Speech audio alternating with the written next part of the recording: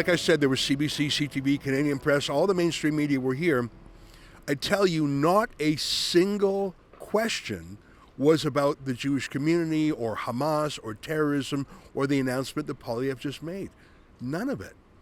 Every single regime journalist, every single Justin journal, and you know that just this week Trudeau announced he's going to triple the subsidies to regime media. And oh my God, you could feel it. I mean, even if you disagree with Pierre Poilievre, if you think he's doing too much or too little or doing the wrong things, he came here with an announcement in a Jewish synagogue that has surveillance on it because it's under threat. Not a single question. The media doesn't care about that. There were actually 2 questions about why Pierre Poilievre doesn't support a carbon tax for Ukraine. I'll just let you see the questions a little. I'm not going to spend a lot of time on it. That's what the media wanted to talk about instead. Take a look at question number 1. Can you explain why the Conservative Party voted against the new Ukraine-Canada free trade agreement? We didn't vote against a free trade agreement. We brought in the free trade agreement. We voted against Justin Trudeau forcing a carbon tax into that pre-existing agreement. And here's question number 2. CBC, if you could in English and French. Just going back to the carbon question. Yes. The deal refers to promoting carbon pricing, and it's something that Ukraine has already, or something Ukraine's already offered to do in their talks with the EU. So is it a fair thing for the government to ask of Ukraine? No. No, it's not. They were literally fighting with him about why he doesn't insist that Ukraine brings in a carbon tax. I was thinking, what planet am I in? In what possible world is that newsworthy at all, let alone for this event? I think my favorite part, and I got to say, I was there and I was representing Rebel News and I had my official microphone. I was doing street journalism, citizen journalism like my friend David Menzies and the rest of our team normally does. So I was trying to be on my best behavior.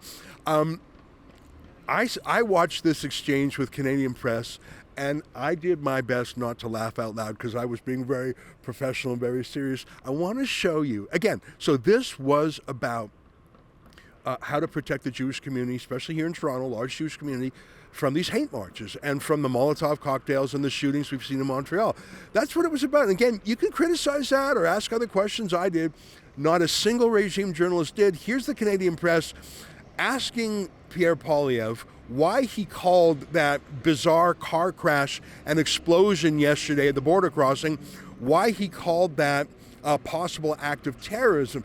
I want to play the whole thing for you. And you'll see the CP reporter got a supplementary question, even if I didn't. But I wish this would have gone on much longer. This was the most delightful thing I have seen in days. Well, I mean, there's a lot of wonderful things, so maybe it's not in days. But certainly today. This was my favorite thing I've seen today. Watch Pierre Poilievre go back and forth with a poor schlep from Canadian Press who very clearly was given a job, attack Pierre Poilievre.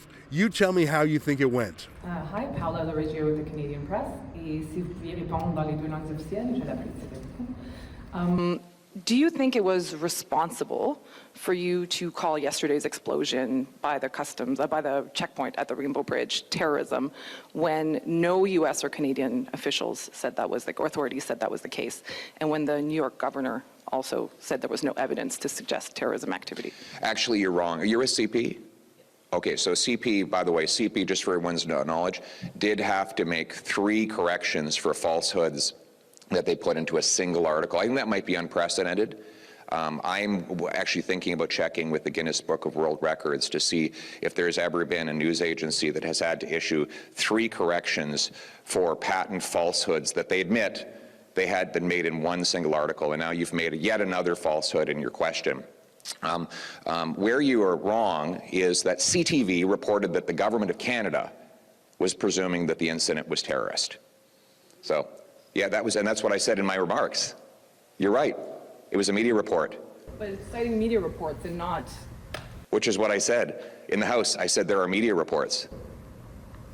And you think that's a responsible thing to go on, to make that kind of a statement at the time without speaking? What kind of statement? Calling something terrorist. I didn't. I said there were media reports.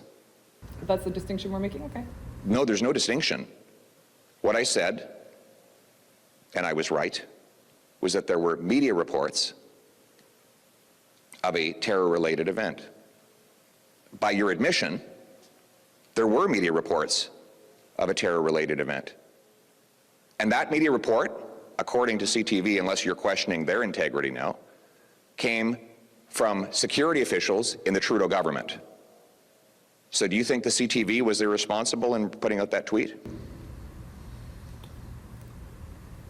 Do you think it was a responsible comment to make in the House of Commons? Sorry, I'm asking, I have already answered that. Do you think CTV was irresponsible to put that tweet out?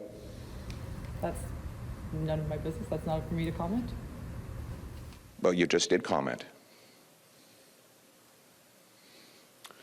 Okay. So, I just hope you're not going to print something that you have to apologize for again. Okay. That was absolutely wonderful, and it was actually my favorite moment of the entire press conference because it shows to me that Pierre Poilievre knows that their real enemy in this election campaign is not actually Justin Trudeau. Justin Trudeau is disgraced. He's discredited. Even Liberal voters say he is phony and inauthentic. He's never been this low in the polls. His own MPs and cabinet ministers are grumbling about him. He's hated on the streets. People jeer him from the right and the left. No, the real enemy against Pierre Poilievre were those 6 other cameras in the room, and he knew it. And the fact that he was willing to go on the offensive against CP proves to me he will not make the mistakes that Aaron O'Toole and Andrew Scheer made before him, thinking they could win them over. I think they really like me. I think I'm really getting through to them. No, they hate you. And Pierre Poilievre treated them the right way. He treated them. I only wish he had an apple. I think Pierre Poilievre, when he does his press conferences, should carry an apple. And if a reporter starts getting stroppy like that, Poilievre should take out the apple. And if the reporter keeps going on like that, Poilievre should say, I'm going to take a bite. I'm going to take a bite. You know what I'm talking about, right? Hey, I got to tell you, I'm going on a cruise with a whole bunch of rebels. We're sailing out of Fort Lauderdale on March 23rd, 2024. That's not so far away, less than 6 months away. A gorgeous trip around the Caribbean. Holland America Line, boy, is that luxurious. And we're going to bring some of our favorite rebel talent. Sheila Gunn-Reid, David Menzies, and can you believe it? We're actually bringing Tamara Leach with us, and you are invited. That's rebelnewscruise.com.